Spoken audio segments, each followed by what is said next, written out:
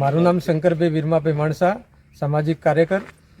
જે આજે પાડલિયામાં બનાવ બન્યો છે તે આદિવાસી પરિવાર ઉપર જંગલ જમીન ખેડતા હતા. એ જમીન ઉપર પોતાનું મકાન, કૂવો અને ખેતર હતું.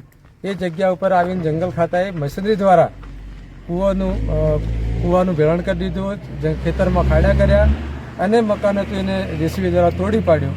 જ્યારે ગામ લોકો એકત્રિત થઈને જંગલ ખાતાને સમજાવતા હતા ત્યારે જંગલ ખાતાએ તાત્કાલિક પોલીસને બોલાવી અને એમને કીધું કે અમને વન અધિકાર કાયદા અધિકારમાં 2006ના કાયદામાં અમને જમીન ખેડવાનો અધિકાર છે, અમારો વસવાટ કરીએ છીએ વર્ષોથી.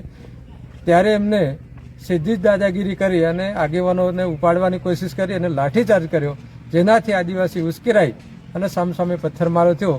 જેના લીધે આ નુકસાન થયું છે. અને જે કંઈ કર્યું છે અમે સરકાર પાસે દર વર્ષે વારંવાર રજૂઆત કરીએ છીએ.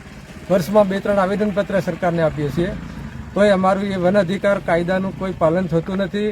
વન અધિકારના ફોર્મ ભરાતા નથી. એમને અમારા દોતા વિસ્તારના પેન્ડિંગ દાવા પણ સરકાર જે પહેલાં મિટિંગ બોલાવીને ચલાવતી દાવા એ પણ ચલાવતી નથી.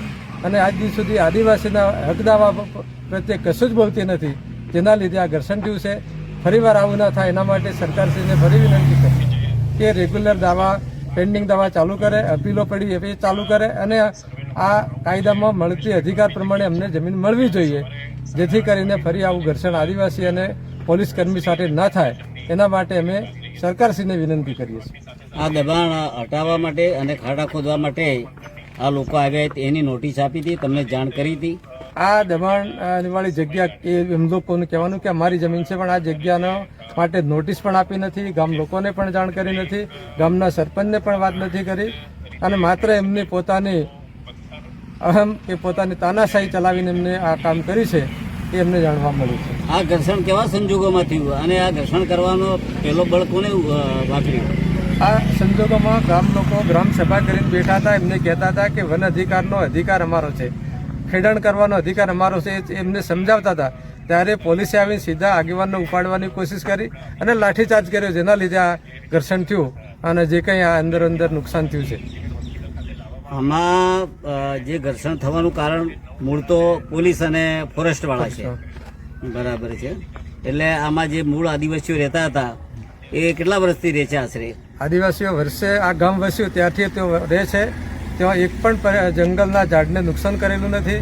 ત્યાં ખેડાણ દેખાય છે, કૂવો દેખાય છે અને જે કંઈ નુકસાન કર્યું છે એ જગ્યા ઉપર એ પરિવારના પતિ, એ બહેનના પતિ કૂવો ખોદતા ખોદતા પડી ગયા અને બાઈ વિધવાબાઈના આ કૂવો ભેળણ કર્યું છે, વિધવાબાઈનું મકાન તોડ્યું છે.